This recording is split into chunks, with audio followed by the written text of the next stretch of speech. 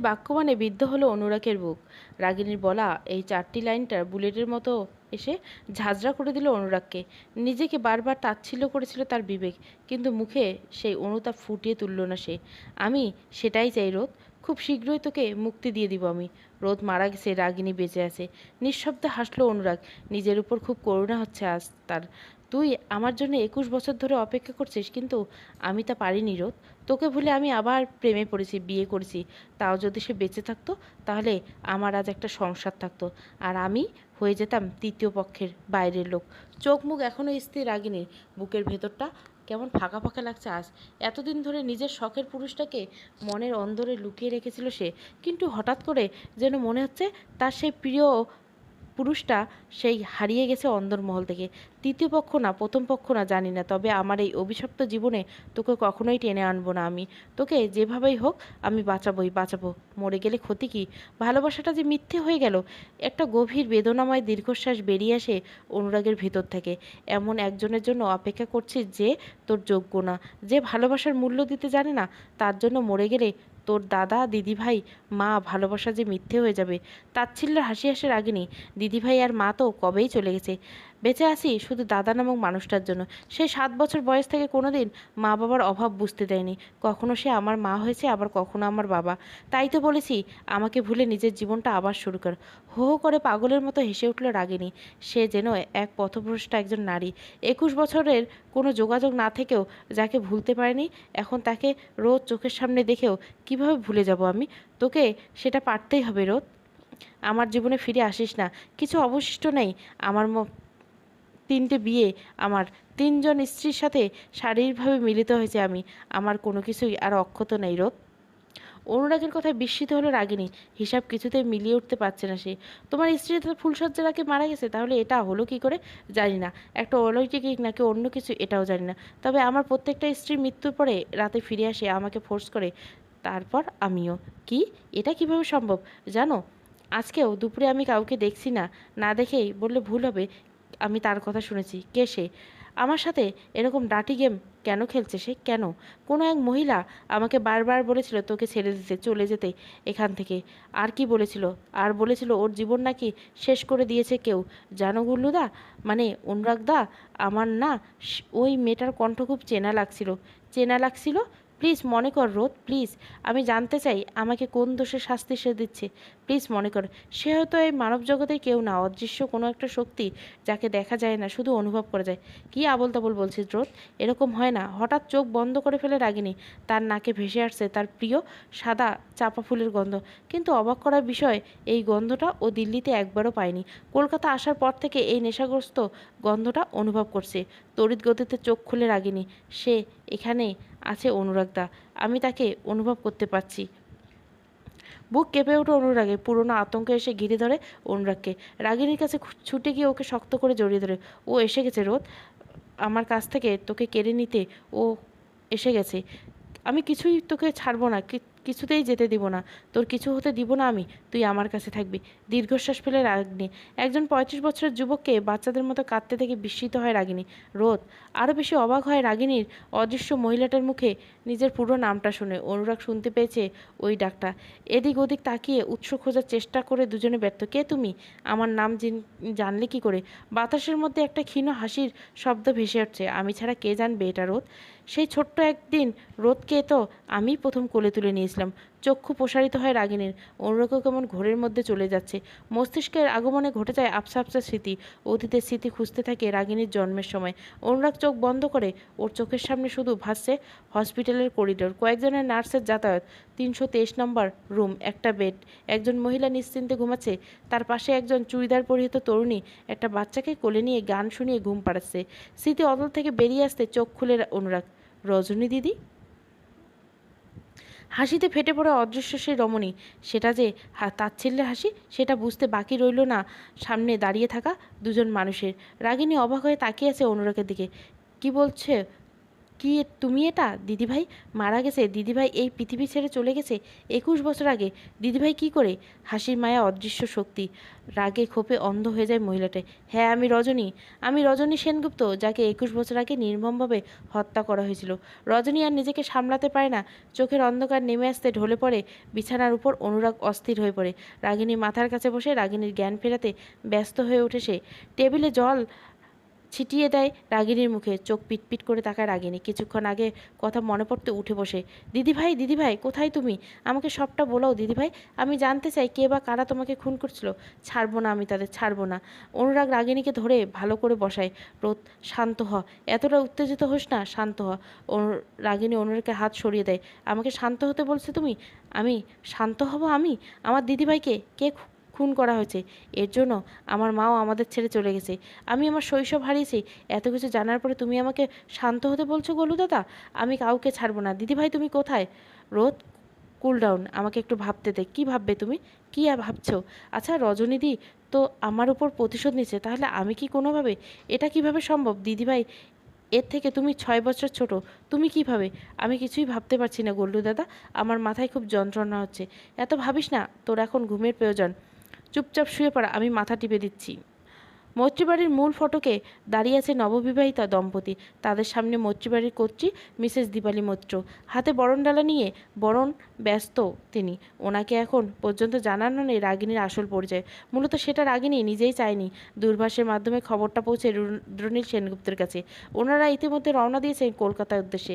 এসে রাগিনীর মা, এই দুধে হালতা পা দিয়ে আমার সংসারে প্রবেশ করো। দীপালি দেবীর কথা মতো রাগিনী সব নিয়ম পালন করে। মা বোন জানে? হ্যাঁ, তোরা আসার আগে ফোন করেছিলাম, এক্ষুনি চলে আসবে হয়তো। ও আমাকে খুব খারাপ দাদা ভাবছে, তাই না? যা হওয়ার হয়ে গেছে, এখন বৌমাকে নিয়ে ঘরে যা। হ্যাঁ, চেঞ্জ করে সে তো হসপিটালে যেতে হবে। আজকেও যেতে হবে হসপিটালে? হ্যাঁ, অনেক কাজ পেন্ডিং পড়েছে। বৌমাও যাবে? হ্যাঁ, ওনারও আজকে অনেক, মনে হয় দুটো ওটি আছে। ঠিক আছে, তোরা তাহলে ফ্রেশ হয়ে, হ্যাঁ আমি ব্রেকফাস্ট রেডি করছি। অনু এখন কোথায় থাকে অনুরাগ দাদা? মাত্র স্নান করে চুল মুছতে মুছতে বেরিয়েছে অনুরাগ। রাগিনীর মুখে এমন একটা কথা শুনে হো করে হেসে ওঠে। তারপর রাগিনীর কাছে গিয়ে ওর মাথায় একটা গাঁটটা মারে। রাগিনীর মুখ কাচুমুচি করে মাথায় হাত দেয়। তুমি আমাকে মারলে কেন? তুই গাদি। গাদি থেকেই যাবে। কি আমি গাদি? তবে না তো কি? তুই এত দেরিতে বিয়ে করছিস বলে কি সবাই বিয়ে না করে বসে আছে? ও এখনও শ্বশুরবাড়িতে। কি বলছো? অনুরূপার মৈত্রের বিয়ে হয়ে গেছে? হ্যাঁ মিসেস রাগিনী মৈত্র, আমারও বিয়ে হয়ে গেছে। হ্যাঁ, চেনা একটা কণ্ঠস্বর। দরজার দিকে তাকাতে চমকে ওঠে রাগিনী। চোখ দুটো প্রসারিত করে এক নয়নে তাকিয়ে থাকে আগন্তুক দিকে। রূপা তুই?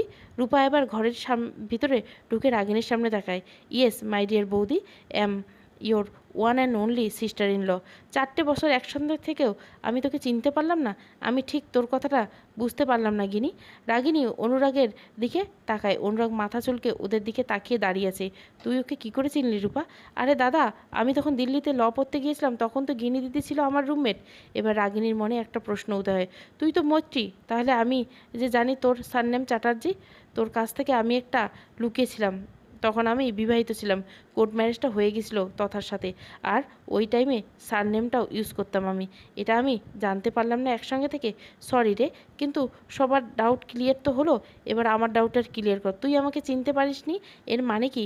আমি বলেছি বোন, তোর ছোটোবেলার বন্ধুকে মনে আছে? রূপার মন খারাপ হয়ে যায়। হ্যাঁ, রোদকে আবার মনে থাকবে না? কিন্তু গিনির সাথে রোদের? হ্যাঁ, ওর ক্যালকুলেশন মিলে যেতে ঠোঁট দুটো প্রসারিত হয়ে যায়। তার মানে গিনি আর রোদ একই ব্যক্তি? রূপা গিনির থেকে 10 মাসের ছোট ছিল। ছোটবেলার বন্ধুকে পেয়ে আনন্দে লাফিয়ে ওঠে রূপা। অনুরাগের মাথায় হাত দিয়ে ওঠে। আস্তে আস্তে চিৎকার করিস না, মা জেনে যাবে। মা জানে না?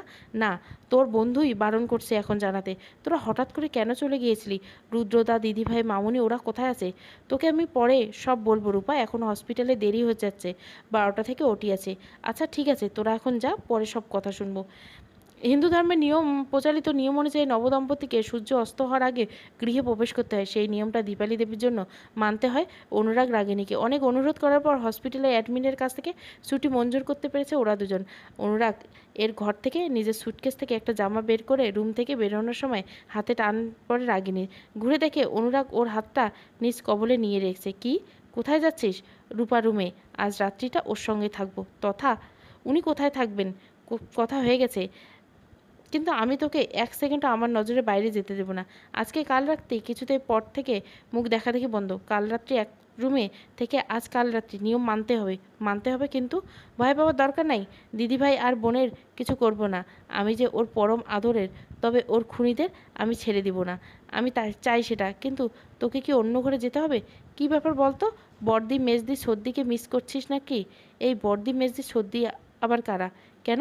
বর্দি সুহাসিনী মৈত্র, মেজদি নির্জিতা মৈত্র আর ছোটদি তিয়াশা মিত্র। ওদেরকে এইসব নামে ডাকছিস কেন? তোমরা চতুর্থ স্ত্রী হিসাবে ওনারা তো আমার বড়, তাই এই নামে ডাকতে হচ্ছে। কিছুক্ষণ বস আমার কাছে। রাগিনী হাসে। চুপচাপ কিছুটা পিছিয়ে গিয়ে বিছানায় বসে। অনুরাগও বসে ওর পাশে। বলো, অভিমান করছিস? সেই অধিকার আমার নেই। তুই আমার স্ত্রী, পরিস্থিতির চাপে পড়ে বিয়েটা হয়েছে। আমার একাকী জীবনে আমার তোকে প্রয়োজন। বিবাহ বিচ্ছেদের কথা বললে যে কাল, সেটা ভয়ে বলেছি। এখন আর সেই ভয় নেই। তাই তোকে আমার থেকে আলাদা করব না। তোমার ছিলাম কবে আমি? মৃত্যুর আগে অবধি তুই আমারই থাকবি। আমি থাকবো। কিন্তু? কিন্তু কি? আগে দিদিভাইয়ের খুনিদের উপযুক্ত শাস্তি দিতে হবে আমাদের। এই লড়াইটা একসঙ্গে লড়ি। রাগিনী কিছু বলার আগে দরজায় টোকা পড়ে। ওরা দুজনে ওইদিকে তাকায়। কে? আমি। ও মা, এসো ভেতরে এসো। দরজা খোলা আছে। না, আমি ভিতরে যাব না। শুধু বলতে এসেছি বৌমাকে রূপার ঘরে যাওয়ার জন্য অন্ধকার হতে শুরু করছে। হ্যাঁ মা, ও যাচ্ছে। দাদাভাইয়ের ফ্ল্যাটে তোদের কোনো অসুবিধা হচ্ছে না তো? না। কাল সকালে তোর শ্বশুরবাড়িতে যাব আমরা। আমাদেরকে না জানিয়ে তুই কাকে বিয়ে করছিস আমাদেরকেও দেখতে হবে। রাগিনীর মনে ভয়টা ক্রমশ ওকে গ্রাস করতে থাকে। ও দাদা যদি জানে অনুরাগ ওর বোনের বর, তাহলে কিভাবে রিয়াক্ট করবে ভেবে অস্থির হয়ে উঠছে রাগিনী। আয়, তোর সাথে আমারও অনেক কথা আছে রে দাদাভাই। আমারও আছে। আমার ভালোবাসার মূল্য যে দিল না, তার সাথে অনেক বোঝাপড়া পড়ে আছে আমার। দাদাভাই, বিশ্বাস কর আমাকে। আমি পরিস্থিতির শিকার। আমি জেনে বুঝে তোকে কষ্ট দেইনি। কালকে কথা হবে, এখন রাখছি। দাদাভাই শোন। রাগিনীর কোনো কথা না শুনে রুদ্র যোগাযোগ বিচ্ছিন্ন করে। রাগিনী ফোনটা বুকে চেপে ধরে ফুপিয়ে কেঁদে ওঠে। কী হয়েছে গিনি, কাঁদছিস কেন? দাদাভাই আমার উপর রেগে আছে রে। তো দাদার পরিচয় জানার পর আমার সাথে হয়তো আর সম্পর্কে রাখবে না। চিন্তা করিস না দিনি, সব ঠিক হয়ে যাবে। রুদ্রদা আর দাদা এত ভালো বন্ধু। রুদ্রদা কখনোই দাদার উপর রাগ করে থাকতে পারে না। সেটা হলেই তো আমি সব থেকে বেশি খুশি হতাম রে। তুমি তুমি এখানে কি করছো? সকাল হতে না হতে বোনের নতুন শ্বশুরবাড়িতে উপস্থিত দাদা রুদ্রনীল সেনগুপ্ত, সঙ্গে স্ত্রী ছোট্ট মেয়ে। দরজার কলিং বেল বেজে ওঠার কয়েক সেকেন্ডের ব্যবধানে দরজা খুলে দেন দীপালি দেবী। দীপালি দেবীকে দেখে এক অজানা আতঙ্কে চমকে উঠলেন রুদ্রনীল সেনগুপ্ত। কে বাবা তুমি? আমি তো ঠিক চিনতে পারলাম না। উনি আমার দাদা। রাগিনী রুম থেকে বেরিয়ে দাদাকে দেখে কথাটা বলে। পিন্নিকে দেখে মায়ের কোলে থেকে নেমে ছুটে আসে রাগিনীর কোলে ওঠার ছোট্ট রুষা। তুই কাকে বিয়ে করছিস গিনি? এই মহিলা এখানে কি করছে? উনি আমার শাশুড়ি মা। তার মানে গুল্লু? পাটা টলে যায় রুদ্রের। স্ত্রীর সাথেই ধরে ফেলে রুদ্রকে। দীপালি দেবীর খুব অবাক হচ্ছে, কারণ অনুরাগের এই গুল্লু নামটা 21 বছর আগে হারিয়ে গেছে। চোখ মুখ কঠিন হয়ে যায় দীপালি দেবীর। কে তুমি?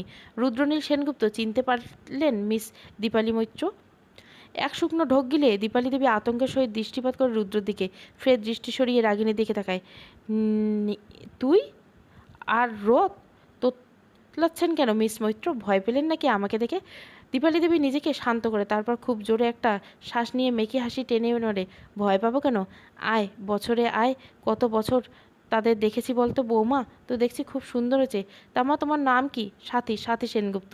কথাটা বলে সাথী হাসি মুখে দীপালি দেবীর পা ছুতে গেল। রুদ্র সাথীর হাত ধরে বাধা দেয়। অবাক হয়ে সাথী রুদ্রের দিকে তাকায়। রাগিনী আর দীপালি দেবী জিজ্ঞাসা দৃষ্টিতে তাকিয়ে আছে রুদ্রের দিকে। কি হলো, আটকালে কেন? আমি চাই না তুমি ওনার পা স্পর্শ করো, নিজেকে অপবিত্র করো। কি বলছো তুমি? আবল তাবল বকছো কেন? ঠিক তো দাদা, তুই কাকিমাকে এরকম অপমান করছিস কেন? তুই আমার নীল হতে পারিস না। নীল আমাকে অনেক ভালোবাসতো। তাহলে কে তুই? প্রচণ্ড পরিমাণ রেগে যায় রুদ্র। রুদ্রমূর্তি ধারণ করে সে রাগে চোখগুলো রক্তপ্রবাহ হয়ে ওঠে। হাতের মুঠ শক্ত করে চেপে ধরে নিজের রাগ কন্ট্রোল করতে পারে না রুদ্র। কে? আমি সেই দিদি ভাই যাকে তোমার স্বামী স্ত্রী মিলে কল্পনা করে এক বয়স্ক লোকের সাথে বিয়ে দিয়েছিলে। আমি সেই দিদির ভাই যাকে ফুলসজ্জা রাতে আপনার স্বামী আর তার কয়েকজন বন্ধু মিলে গণধর্ষণ করেছিল। সেই বয়স্ক লোকের সাথে নিয়ে আমি সেই দিদির ভাই যাকে বিষ মেশানো চাপা ফুলের গন্ধে খুন করা হয়েছিল। আমি সেই দিদির ভাই যার মৃত্যুর পরে সেই মৃতদেহ সমানে ধর্ষণ করে গেছে আপনার স্বামী। আমি সেই দিদির ভাই যার আত্মা এখনও সুবিচারের উদ্দেশ্যে আমাদের মধ্যে ঘুরছে। হ্যাঁ, আমি রুদ্রনীল সেনগুপ্ত, প্রভাত সেনগুপ্ত আর রচনা সেনগুপ্তের একমাত্র ছেলে।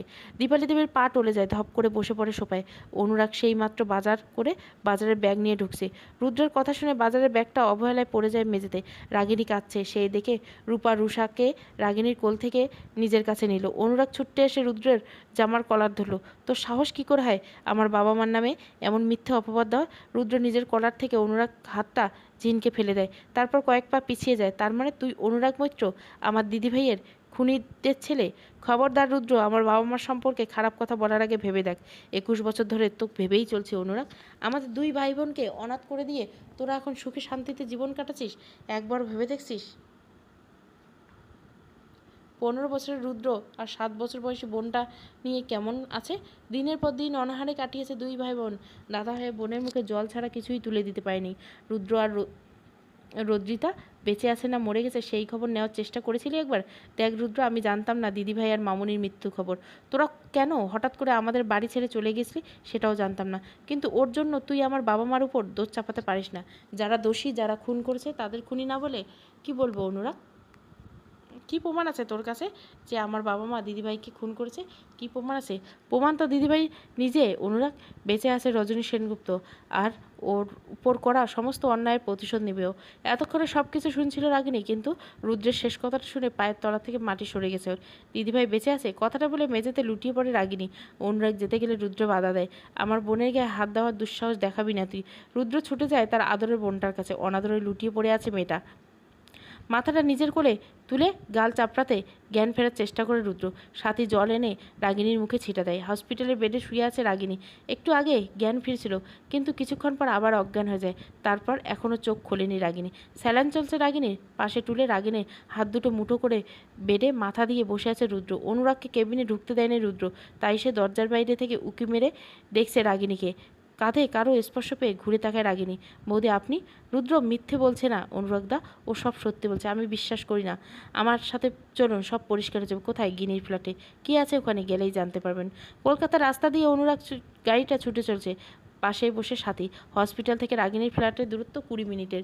20 মিনিটের মধ্যে পৌঁছে যায় ওরা। গিয়ে কলিং বেল বাজাতে অর্ধবয়স্ক 40-50 একজন মহিলা দরজা খুলে দেয়। অনুরাগ মহিলাটিকে দেখে অবাক হয়। ভিতরে ঢোকে ওরা। রুষা তখন ঘুমাচ্ছে। দিদিভাই, রুষা ঘুমিয়ে পড়ছে কেন? হ্যাঁ, সাথে গুল্লুর জন্য জল আনো। এখনও সেগুলো শুনবে, ও শোনার মতো না। কে আপনি? তোরা ছোটবেলায় যাকে দিদিভাই বলে ডাকতিস, রজনী সেনগুপ্ত। দিদিভাই? বস, আমি জানি না আমার কথা তুই কতটা বিশ্বাস করবি, তবু আমাকে আজ সত্যিটা বলতে হবে। আমি চাই না আমার ভুলের জন্য আমার বোনটা সারা জীবন কষ্ট পাক। তুমি বেঁচে কি করে আছো দিদিভাই? রোজ যে বললো তুমি মারা গেছো, আর রুদ্র তো তোমার মৃত্যু নিয়ে আমার বাবা মাকে দোষারোপ করছে, অথচ তুমি বেঁচে আছো। রুদ্র কেন করছে এটা? সব বলার জন্যই তো তোকে ডেকেছি গুল্লু। সব বলবো তোকে আজ। হ্যাঁ, আমি সবটা জানতে চাই। আমি সবটা জানতে চাই। আমার বাবা মা কোনোদিন কোনো অন্যায় করতে পারে না, এটা আমার বিশ্বাস।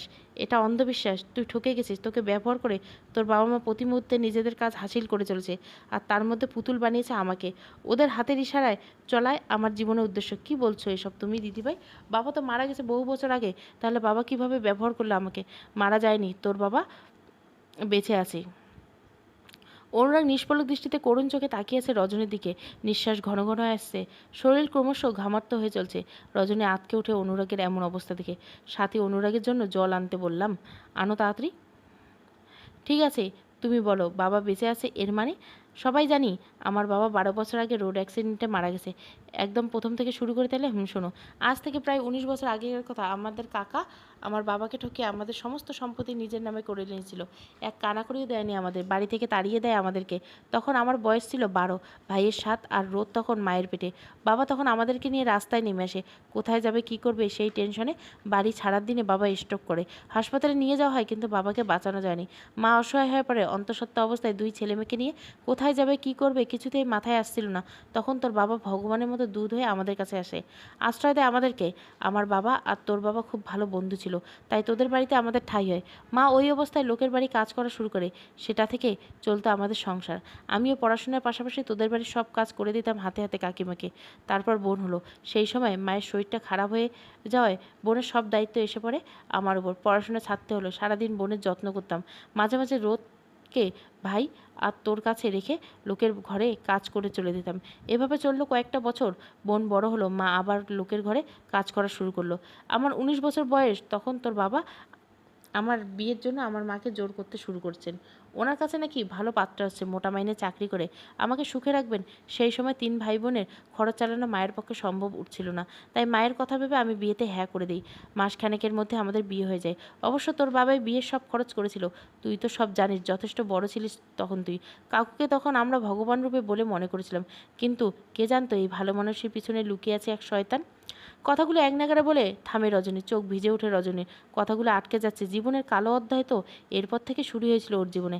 হ্যাঁ, তোমার বিয়েতে তো খুব মজা করছিলাম আমরা, সব কিছু ঠিক চলছিল, কিন্তু তার কয়েক মাসের মধ্যে রোদ, রুদ্র, মামুনি কোথাও উধাও হয়ে যায়। খুঁজে পাইনি ওদেরকে।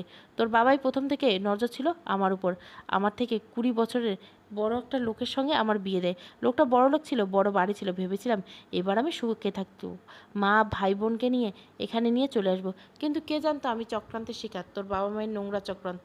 ফুলশয্যা রাতে দু চোখে হাজারো স্বপ্ন নিয়ে বধূ বেশে বসেছিলাম, কিন্তু ওই লোকটার বদলে ঘরে ঢুকেছিল এতদিন যাকে ভগবান মেনেছি, তোর বাবা। তার পিছন পিছন এলো আমার স্বামী, আরও 3জন লোক। সবাই মিলে সেদিন আমাকে থামো থামো দিদিভাই, আর পাচ্ছি না শুনতে আর। রজনীর চোখ অনবদ্র অশ্রু বিসর্জন দিচ্ছে। অনুরাগের চোখ কানায় কানায় পূর্ণ। কান চেপে ধরে বসে আছে। শুনতে না চাইলেও আমি বলবো না, কিন্তু সবটা না শুনলে তুই তোর অভিশপ্ত জীবন সম্পর্কে কিছুই জানতে পারবি না। আমার অভিশপ্ত জীবন, সেটা তো তোমার জন্য। নিঃশব্দে তাচ্ছিল্যে হাসি হাসে রজনী। ওই দিনের পর আমারও মাসখানেক চলল আমার উপর অত্যাচার। জানিস, সাদা চাপা ফুল আমার খুব প্রিয় পছন্দের ছিল। সেই চাপা ফুলে এক ধরনের বিষ মিশিয়ে রেখেছিল ওরা, যার গন্ধে আমার শরীরে বিষ খেয়ে শুরু হয়। অসুস্থ হয়ে পড়ি, আমার শরীরের সমস্ত শক্তি শেষ হয়ে যায়, নিস্তেজ হয়ে পড়ি, অজ্ঞান হয়ে যাই। লোকগুলো ভেবেছিল আমি মারা গেছি। তারপর আমাকে ছাড়েনি, 5জন মিলে আমাকে ছিঁড়ে খেয়েছিল। তারপর নদীর ধারে ফেলে রেখে চলে এসে জ্ঞান ফিরলে আমি নিজেকে হসপিটালে আবিষ্কার করি। ডাক্তার ছুটে আসেন। আমার পাশে বসে থাকা বয়স্ক একজন মহিলার মুখে হাসি ফুটে ওঠে। উনি আমাকে ভর্তি করেছিলেন হসপিটালে। আমি জানতে পারি আমার জীবন থেকে হারিয়ে গেছে 12টা বছর। এতদিন কোমায় ছিলাম, হসপিটাল থেকে বেরিয়ে ছুটে গিয়েছিলাম তোদের বাড়িতে। কাকু ভয়ে ছদ্মবেশে ঢুকেছিলাম, গিয়ে জানতে পারি তোর বাবা মারা গেছেন। আমার মা আত্মহত্যা করেছেন আমার মৃত্যুর খবর পেয়ে, আর ভাই বোনও চলে গেছেন বাড়ি ছেড়ে। তোর মনে আছে, আজ থেকে 9 বছর আগে তোদের বাড়িতে একজন বিহারি মহিলা গিয়েছিল? হ্যাঁ আছে। তার মানে ওটা তুমি ছিলে? হ্যাঁ আমি ছিলাম, কিন্তু বাড়ি থেকে বেরোনোর সময় ধরা পড়ে যায় কাকিমার হাতে। কাকিমাকে আমার সাথে সব খুলে বলি, কিন্তু আমাকে অবাক করে দিয়ে কাকিমা অট্টহাসিতে ফেটে পড়ে। আমাকে আটকে রেখে তোদের ভাড়ার করে। তুমি আমাদের বাড়িতে ছিলে? হ্যাঁ, এতদিন তোদের বাড়িতে ছিলাম। তোরা যখন নতুন বাড়িতে এলি, তারপরে আমাকে আনা হয়। এর কি প্রমাণ আছে দিদিভাই? তোদের বাড়িতে স্টোর রুমে গেলে দেখতে পাবি এখনও চেয়ারে দড়িতে সব কিছু পড়ে আছে। বাবা আর মা মিলে তোমার সাথে এত জঘন্য কাজ করেছি। কিভাবে করলো ওরা এটা? শুধু আমার সাথে না, তোর সাথেও করেছে। তোর প্রত্যেকটা স্ত্রীর মৃত্যুর জন্য দায়ী তোর বাবা মা। এটা কি বলছো তুমি দিদিভাই? হ্যাঁ, সবাই জানে আমি মারা গেছি। সেই সুযোগটাই কাজে লাগিয়ে তোর বাবা আমাকে ব্যবহার করে খুন করেছে সুহাসিনী, নির্জিতা আর তিয়াশাকে। তবে খুনগুলো ওরাই করেছে। ঠিক যেভাবে চাপা ফুলে বিষ মিশিয়ে আমাকে মারার চেষ্টা করেছিল, ঠিক সেইভাবে মারে ওরা তোর বউদেরকে। তাহলে আমি পোস্টমর্টমে কোনো কিছু পাইনি কেন? যিনি পোস্টমর্টম করেন তাদের প্রত্যেককে কিনে নিয়েছিল তোর বাবা। ওদের ছিল অর্গান ট্রাফিকিং ব্যবসা। প্রথম থেকে ওদের গ্যাংয়ের লোক বিভিন্ন মেয়েদের সঙ্গে বিয়ে করে তাদের মেরে ফেলতো। তারপর তাদের শরীরে সমস্ত অর্গান ওরা বিদেশে পাঠিয়ে মোটা টাকা ইনকাম করতো। পুলিশ তোর বাবাকে ধরে ফেলেছিল, তখনই তোর বাবা গা ঢাকা দেয়। একটা বেয়ারিশ লাশকে অ্যাক্সিডেন্ট করায় ওরা লাশটাকে এক একটা খণ্ডে বিভক্ত করে দেয়। সেই লাশটা তাদেরকে দেয় না পুলিশ। তারপর অন্তরাল থেকে শুরু হয় ওদের ব্যবসা। যেহেতু পুলিশ ওদের ব্যবসার ব্যাপারে সব জেনে গেছিলো, তখন ওরা আর আগের সাহসটা পায় না। তখন তোর মা বাবাকে ব্যবহার করে তোকে তোকে বিয়ে দিয়ে নিজেদের কাজগুলো হাসিল করে। পোস্টমর্টমের সময় ওদের সব অর্গান বের করে নেওয়া হয়। তারপর সেই মৃতদেহটা তোদের বাড়িতে পাঠিয়ে দেয়। তাহলে আমি নিজের হাতে দাহ করার পরেও কিভাবে ফিরে এসেছিল ওদের মৃতদেহ? ভেবে দেখ, প্রত্যেকবার দাহ করার আগে তুই জ্ঞান হারাতিস। হ্যাঁ, তাহলে কি তখন ওরা? হ্যাঁ, তোকে চাপা ফুলের সুবাস শুকিয়ে অজ্ঞান করতো ক্ষণিকের জন্য। তারপর লাশের জায়গায় ম্যানিকুইন রেখে দিত, তাকে দাহ করতিস তুই। ওদের কাজ তো হয়ে গিয়েছিল। তারপর এইসব নাটকের মানে কি? ওই যে আমার মৃতদেহটাকে ওরা ধর্ষণ করেছিল, সেটাই দেখাতে চেয়েছিল যে আমিও প্রতিশোধ নিতে ফিরে এসেছি। তোর রাত্রি খাবারে নেশার ওষুধ মেশাতো কাকিমা। ছোটবেলা থেকে আমার একটা প্রতিভা ছিল, গলা নকল করতে পারতাম আমি। তোর ঘরের মৃতদেহের প্রবেশ করানোর আগে লোডশেডিং করে দেওয়া হতো। তারপর আমাকে দিয়ে ওরা গলা নকল করাতো, কখনো সুহাসিনী, কখনো নির্জিতা, কখনো তিয়াশা। নেশার ঘরে তুই ওই মৃতদেহের সাথে। তারপর কাজ শেষ হলে তুই ঘুমিয়ে যেতিস। তখন মৃতদেহটাকে বার করা হতো আর তার জায়গায় রেখে দেওয়া হতো বেনারসি আর সাদা চাপা ফুল। আমার ভাবতেই ঘৃণা লাগছে নিজের ছেলের সাথে ওরা কিভাবে এটা করতে পারলো। আচ্ছা দিদিভাই, মেডিকেল ক্যাম্পে যেটা ঘটেছিল সেটা কী ছিল তাহলে? পূর্ব পরিকল্পিত। তোর মা বুঝতে পেরেছিল যে তুই আর রজনী আর কথাটা শেষ করতে পারল না। পাশের রুম থেকে হন্তদন্ত হয়ে ছুটে আসে সাথী। দিদিভাই, গিনিকে কেউ হসপিটাল থেকে তুলে নিয়ে গেছে। ধরনের বুকে নেমে এলো অন্ধকার। চারিদিকে নিস্তব্ধতার মাঝে শোনা যাচ্ছে ঝিঝি পোকার গুঞ্জন। কোনো এক ডোবা থেকে ভেসে আসছে ব্যাগের ডাকার কর্কশ শব্দ। একটা শুনশান এলাকা, জনবসতি শূন্য এই এলাকার মাঝে দেখা যায় একটা ঘন জঙ্গল, আর তার মাঝেই একটা ভাঙাচোরা পোড়া বাড়ি। সেই বাড়িতে কোনো এক কোণ থেকে ভেসে আসছে একটা মেয়ের গঙ্গানির শব্দ। হাত পা মুখ বেঁধে অবহেলায় ফেলে রেখেছে। ওর সামনে চেয়ারে পায়ের উপর পা তুলে বসে আছে একজন বয়স্ক পুরুষ। ভয়ানক তার হাসির আওয়াজ। এক হাতে পিস্তলটা ধরে অন্য হাত দিয়ে ঘষে ঘষে দেখছে। মেয়েটার মুখটা খুলে দেয়। পেছন থেকে একজন খুলে দিয়ে মেয়েটার মুখের বাঁধন আলগা হতে একটা জোরে শ্বাস নেয় মেয়েটা। কে তুমি? আমাকে এখানে এনে বেঁধেছো কেন? কেন আমাকে বেঁধে রেখেছো? অট্ট হাসিতে ফেটে পড়ে লোকটি। এবার একটা মহিলার হাসিও শোনা যায় পাশ থেকে। চেঁচাও, আরও জোরে চেঁচাও। এখানে কেউ তোর চিৎকার শুনতে পারবে না। কি শত্রুতা আমার সঙ্গে তোমাদের? কারা তোমরা? কি চাও আমার থেকে? 22 বছর আগে তোর দিদির যেই হাল করেছিলাম সেই একই জিনিস তোর সাথে হবে। প্রস্তুতি নিয়ে নে। রুদ্রিতা সেনগুপ্ত। তার মানে তোমরা? মামুনি আর আবারও হেসে ওঠে সামনে দুজন। একটা হালকা আলোয় জ্বলে ওঠে রুমের মধ্যে। সেই আলোয় পরিষ্কার হয়ে যায় দুজনের মুখ। ছি মামুনি, তোমায় আমি মা ভাবতাম। ছোটবেলায় মাকে যতটা না কাছে পেয়েছি তার থেকে বেশি কাছে পেয়েছি তোমায়। তুমি কিভাবে আমার সঙ্গে এমনটা করতে পারলে? এই আবেগী মার্কার কথা বন্ধ কর রোদ। তুই মা ভাবলে কি আমি মা হয়ে গেলাম নাকি? আমি তোর মা হতে যাব কেন? তোর মা তো কবেই উপরে চলে গেছে। ঘৃণায় মুখ ঘুরিয়ে নেয় রাগিনী। শৈশব থেকে আপন মানুষগুলোকে একসময় ঘৃণা করতে হবে সেটা কল্পনার অতীত ছিল রাগিনী। তোমাদের ছেলে তোমাদের এই রূপ দেখলে কি হবে ভেবে দেখেছো একবারও মামুনি? আমাদের ছেলে? কে আমাদের ছেলে? ওই অনুরাগ? ও আমাদের ছেলে হতে যাবে কেন? ও তো আমার দাদা বৌদির ছেলে। গুলুদা তোমাদের ছেলে নয়? না, দাদা বৌদিকে খুন করে ওদেরকে 1 বছরের ছেলেকে এনে মানুষ করেছিলাম আমরা। বড় হয়ে ও যে এভাবে কাজে লেগে যাবে ভাবিনি সেটা। কি কাজে লেগেছে ও তোমাদের? ওই যে আমার তুরুপের তাস, ওর বিয়ে দিয়ে ওর বউদেরকে মেরে ওদের অর্গান পাচার করে আমরা। তার মানে ওদেরকে তোমরাই মেরেছো? আর দিদিভাইয়ের মাঝে কোথা থেকে এলো? তোর দিদিভাইকে সামনে রেখে আমরা এমনভাবে পুরো ঘটনাটাকে সাজিয়েছি যাতে মনে হয় তোর দিদিভাই মৃত আত্মা প্রতিশোধ নিতে ফিরে এসেছে। তোমরা মানুষ নও, অন্য কিছু। অনুরাগ এর বাবার দিকে তাকিয়ে হাসিতে ফেটে পড়ে দীপালি দেবী। তোর দিদি বেঁচে গেলেও বাঁচতে পারবি না আমার 3 বৌমা। চাপা ফুলের গন্ধে মেরেছি সবাইকে। ডাক্তারকে ঘুষ খাইয়ে পোস্টমর্টমের সময় অর্গান বের করে নিয়েছি। এবার তোর পালা, তুইও মরবি। তোমাদেরকে দেখে আমার করুণা হচ্ছে মামুনি আর কাকু। করুণা? করুণা তো তোকে দেখে হচ্ছে আমাদের। তোর সাথে অনুরাগের বিয়ে দেওয়ার জন্য কত কিছু করতে হয়েছে আমাদের, জানিস? মানে বিয়েটা তো আমাদের। হ্যাঁ, তোদের বদনাম করার পিছনে আমি কাজে লাগিয়েছি রজনীকে। রজনী তোদের ক্যাম্পে গিয়ে ওই চাপা ফুলে নেশার ওষুধ মিশিয়ে তোদের অজান্তে তোদের দিয়ে অবৈধ কাজ করেছে। এবার হো হো করে হেসে ওঠে রাগিনী। সেটা দেখে খানিকটা ভরকে যায় দীপালি দেবী আর স্বামী পলাশবাবু। তোমাদের খেলা এবার শেষ হবে মিস্টার পলাশ মৈত্র আর মিসেস দীপালি মৈত্র। তোমাদের দিন শেষ হবে। সব অপরাধের শাস্তি তোমরা পাবেই। কে শাস্তি দিবে? তুই আগে তো নিজেকে বাঁচা, তারপর আমাদের খেলা শেষ করবি। আমাকে মারার ক্ষমতা তোমাদের নেই। প্রভাত সেনগুপ্ত আর রচনা সেনগুপ্তের সন্তান আমি। যেভাবে দিদিভাইকে তোমরা পৃথিবী থেকে সরাতে পারোনি সেভাবে আমার কোনো ক্ষতি করতে পারবে না তোমরা। শয়তানের প্রতিহত করতে কালে কালে ভগবান তার দূতদের পাঠিয়েছেন। আমাকে উদ্ধার করতে আসবে। কেউ কিচ্ছু করতে পারবে না তোমরা আমাদের। পলাশবাবু ব্যঙ্গাত্মকভাবে বলে, তুই খুব বোকা রে রোদ। তোর এই বোকামি আজ তোকে বাঁচতে দেবে না। আগে তোকে মারবো, তারপর তোর দিদিকে। আমার দিদি? আগে তো বাড়িতে গিয়ে দেখো সে তোমাদের হেফাজতে আছে কিনা। রাগিনীর কথায় ভুরু কুঁচকে ফেলে দীপালি দেবী। এক অজানা আতঙ্কে এসে গ্রাস করে ওদের দুজনকে। রাগিনী সশব্দে হেসে, আমাকে বোকা বলেছিলে না? তোমরা কি ভাবলে তোমরা আমাকে কিডন্যাপ করছো? আমার ইচ্ছের বিরুদ্ধে তোমরা আমাকে এখানে আনতে পারতে না। মানে কি বলতে চাইছিস তুই? একটু অপেক্ষা করো, আমার কথা মানে তোমরা ঠিক বুঝতে পারবে। আমরা তো পরে বুঝে নেব। তার আগে তোকে তো উপরে পাঠাই। পলাশবাবু হাতে থাকা পিস্তলটা তাক করে রাগিনী দেখে। রাগিনীর চোখে মুখে অন্ধকার নেমে আসে। শুকনো ঢোক গিলে রাগিনীকে দেখে বাঁকা হাসে দীপালি দেবী। কী হলো, এতক্ষণ সব লেকচার দিচ্ছিলি, সব হাওয়ায় হয়ে গেল পিস্তল দেখে? ভয় পাচ্ছিস কেন? শেষবারের মতো দাদা দিদি বৌদি, স্বামী সবাইকে স্মরণ করে নেয়।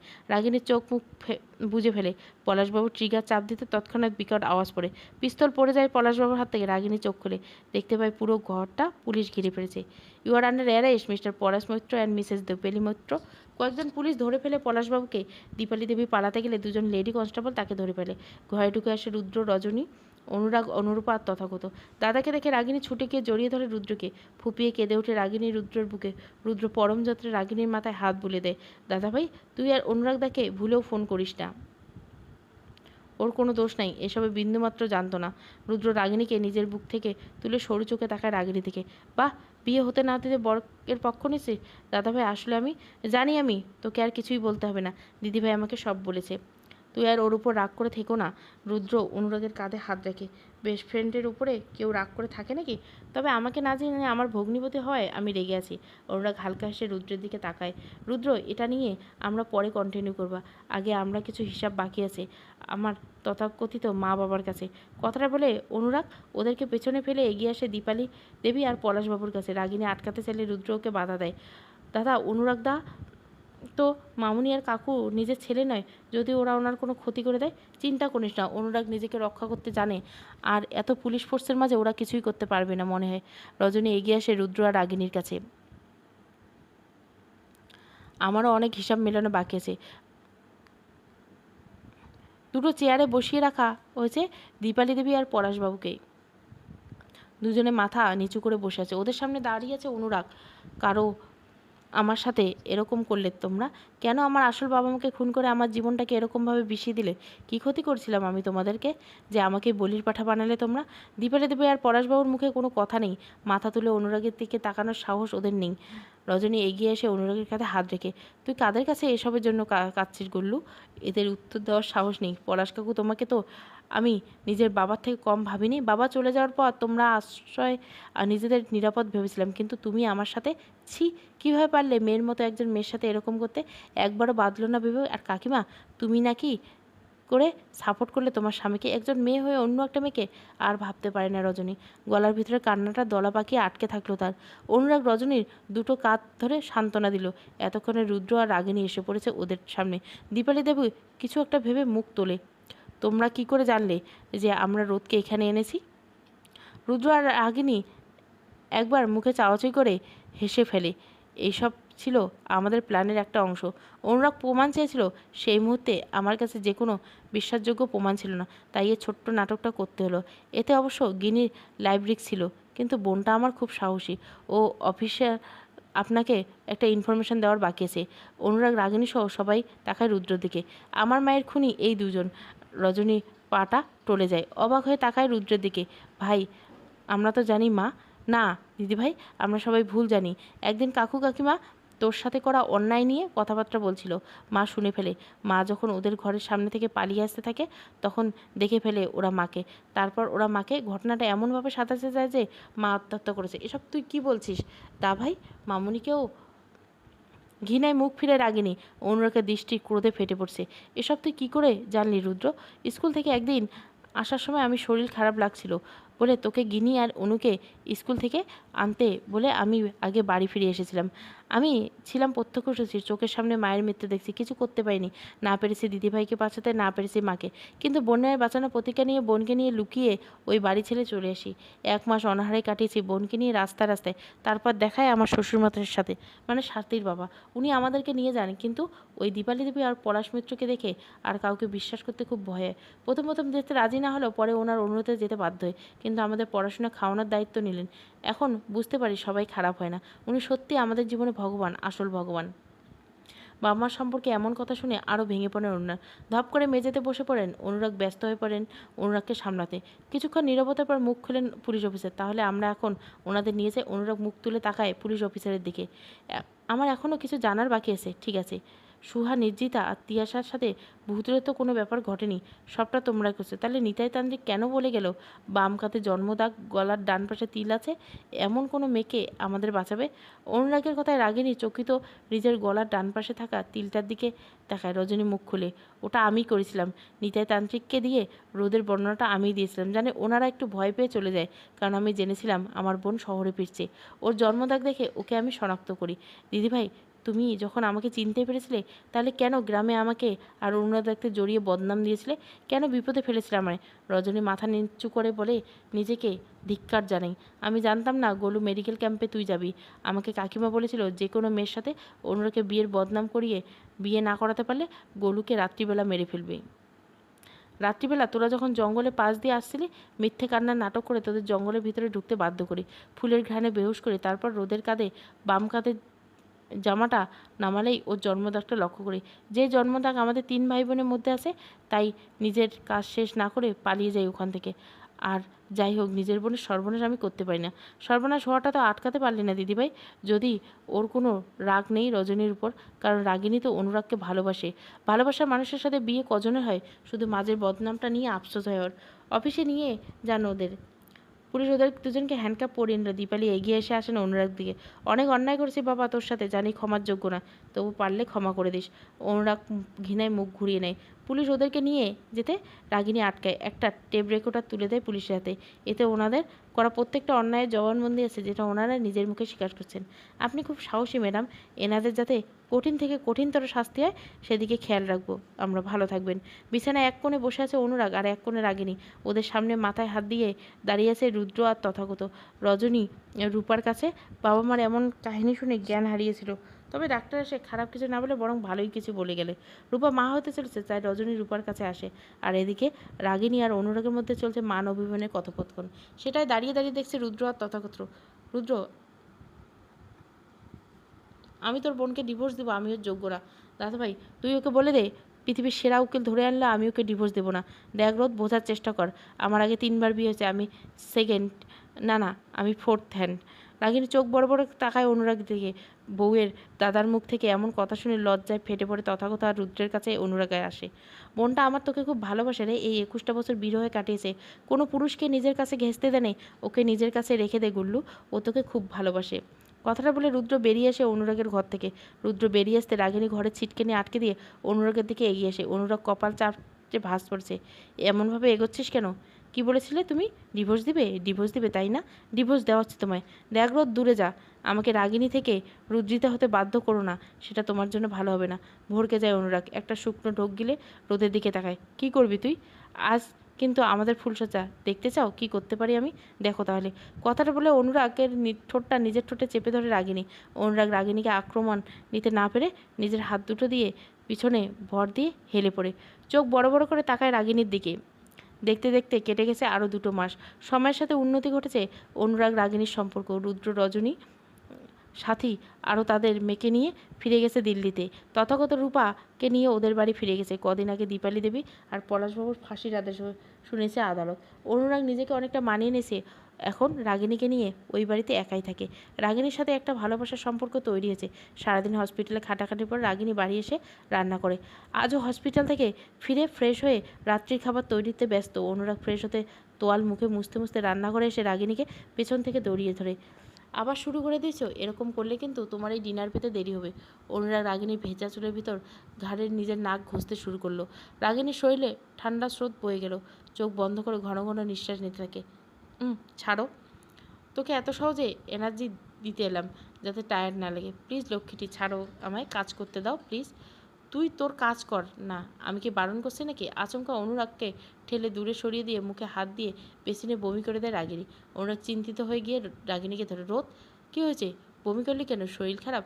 আমি ঠিক আছি, তুমি এত প্যানিক করছো কেন? উল্টোপাল্টা কিছু খেয়েছিস? নিশ্চয় অ্যাসিডিটি হয়েছে। দাঁড়া, আমি রুম থেকে মেডিসিন নিয়ে আসছি। রাগিনী অনুরাগকে ডাইনিং টেবিলে বসিয়ে রুমের দিকে পা বাড়াতে গেলে রাগিনী ওর হাতটা টেনে ধরে অনুরাগকে ভুরু কুচকে তাকায়। রাগিনী চেয়ার থেকে উঠে দাঁড়ায়। যেতে দে আমায়। রাগিনী অনুরাগের বুকে পরম যত্নে মাথা এলিয়ে দেয়। অনুরাগকে 2 হাত দিয়ে জড়িয়ে নেয় রাগিনী। ওইখানে ওষুধ খাওয়ার কথা শুনিস, তখন ওষুধ না খাওয়ার জন্য এসব বাহানা শুরু হয়ে যায় তোর। তুই তো একজন ডক্টর, নিজের খেয়াল রাখতে হবে না?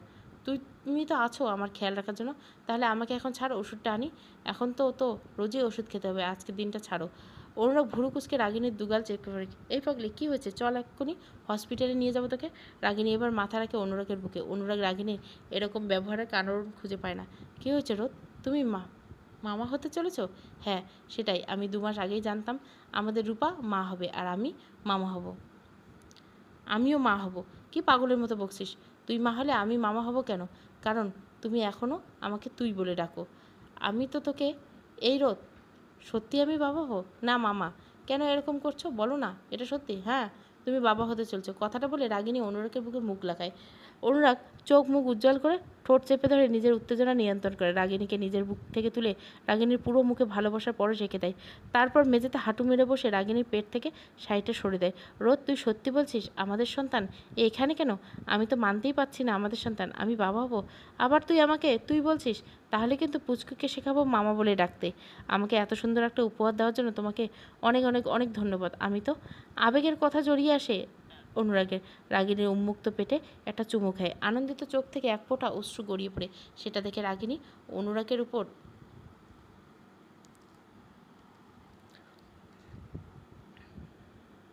সযত্নে ওর চোখের জলটা মুছে দেয়। কাঁদছো কেন? একদম কাঁদবে না। অনুরাগ শক্ত করে জড়িয়ে ধরে রাগিনীকে। রাগিনী অনুরাগকে জড়িয়ে ধরে নেয় নিজের বাহু ডোরে। কংগ্রাচুলেশন। কয়েকটা মিশ্রিত কণ্ঠস্বর পেয়ে তৎক্ষণাৎ রাগিনীকে ছেড়ে চোখের জলটা মুছে নেয়। অনুরাগ, রুদ্র, সাথী, রজনীকে দেখে অবাক। অনুরাগ, রাগিনীর মুখে এক চিলতে হাসি ফুটে ওঠে। তার মানে তোমরা সবাই জানতিস আমি শুধু?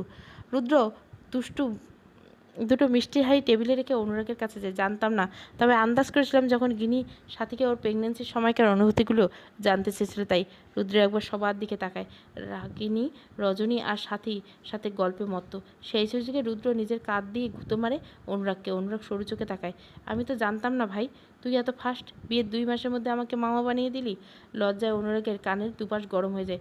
যতই হোক রুদ্র ওর বউয়ের দাদা। রুদ্রের কাছ থেকে এমন কথা সত্যি কল্পনা করেনি। লজ্জা শরমে মাথা খেয়েছিস নাকি? তোর বোনের বর আমি, কী সব কথা বলছিস? চুপ কর তো। ওইসব বাদ দে, এখন তুই শুধু আমার বেস্ট ফ্রেন্ড, আর কোনো সম্পর্কে টানছি না। তাহলে যা, বন্ধুর বউকে গিয়ে এই কথাটা বল। আমার জালে আমাকেই জড়িয়ে দিলি তো। রাগিনী এগিয়ে আসে অনুরাগ আর রুদ্রের কাছে। তোমরা ফিসফিস করে কী কথা বলছো তো? ওসব আমাদের পার্সোনাল ব্যাপার। এখন শোন গিনি, দাদাভাই এখান থেকে তোর কাছে থাকবে, না হলে নিজের খেয়াল তো তুই রাখিস না, আর আমরাও ভাগ্নে ভাগ্নির খেয়াল রাখবি না। সেসব পরে হবে, কিন্তু ব্যাপারটা হচ্ছে আজকে রান্না হয়নি, কী খাবো? আমি অনলাইনে অর্ডার করে দিচ্ছি, চিন্তা করো না। 8 মাস পর। দুটো নাচ সাদা তওয়াল জড়ানো ছোট্ট বাচ্চাকে নিয়ে বেরিয়ে এসলো। অনুরাগ সহ সবাই এগিয়ে এসে বাচ্চা দুটোর কাছে। কংগ্রাচুলেশন মিস্টার মৈত্র, আপনার একটা ছেলে আর একটা মেয়ে হয়েছে। অনুরাগ কাঁপা কাঁপা হাতে প্রথমে কোলে তুলে নিল তার মেয়ে তনয়াকে, তারপর মেয়েকে মামার কোলে তুলে দেয় পুত্রকে। রাগিনীকে ওটি থেকে বের করা হয়ে জেনারেল ক্যাবিনে দেওয়া আছে। সাথী আর রজনী বাচ্চা দুটোকে কোলে নিয়ে ভেতরে ঢুকে। অনুরাগ রাগিনীর হাত ধরে কেঁদে ফেলে। থ্যাংক ইউ রোদ, ওদেরকে আমার কাছে এনে দেওয়ার জন্য। আমি তো কোনোদিন ভাবিনি এই সুখ আমি পাবো, বাবা হতে পারবো। আজ তুমি আমাকে সেই সুখ দিলে। রাগিনী নিঃশব্দে হাসে, একবার চোখ মেলে তাকায় বাচ্চাটার দিকে, কিন্তু ইচ্ছে থাকা সত্ত্বেও শারীরিক অসুস্থতার জন্য কোলে নিতে পারে না। এই গিনি, কী নাম রাখবি আমার ভাগ্নে ভাগ্নে? রাগিনী মুচকে এসে রুদ্রের দিকে তাকায়, ফিরিয়ে তাকায় অনুরাগের দিকে। বাচ্চার বাবাই ঠিক করুক তাদের নাম। আমি তো আগেই বলে ফেলেছিলাম আমার ছেলে হলে মায়ের সাথে নাম মিলিয়ে রাখবো রৌদ্রিক মৈত্র, আর আমার মেয়ে হলে নাম রাখবে অনামিকা মৈত্র। রৌদ্রিক অনামিকা, বাহ, বেশ ভালো নাম তো। সাথী রুদ্রের কাছে এগিয়ে এটা অন্তত নিম্নস্বরে রুদ্রকে বলে, ওনাদের একটু একা ছেড়ে দাও, চলো বাচ্চাদের নিয়ে আমরা যাই। রুদ্র সহমত হয়, কোনো একটা বাহানা কেবিনে ফাঁকা করে যায়। অনুরাগ মাথা নিচু করে বসে আছে। রাগিনী কোনোরকম হাতটা তুলে অনুরাগের হাতে হাত রেখে ভেজা চোখে অনুরাগ রাগিনীর দিকে তাকায়। ভয় পেয়েছিলে? তোকে হারিয়ে ফেলার ভয় পেয়েছিলাম।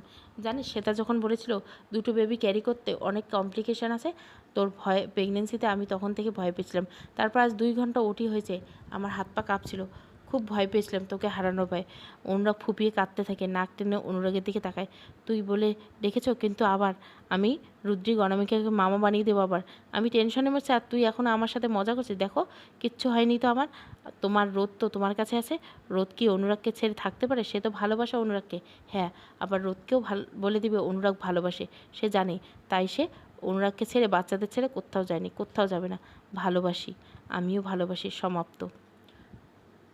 চম্পক রজনী, দ্বিতীয় এবং শেষ পর্ব। গল্পটা ভালো লাগলে অবশ্যই লাইক, শেয়ার এবং সাবস্ক্রাইব করবেন। Thank you for watching.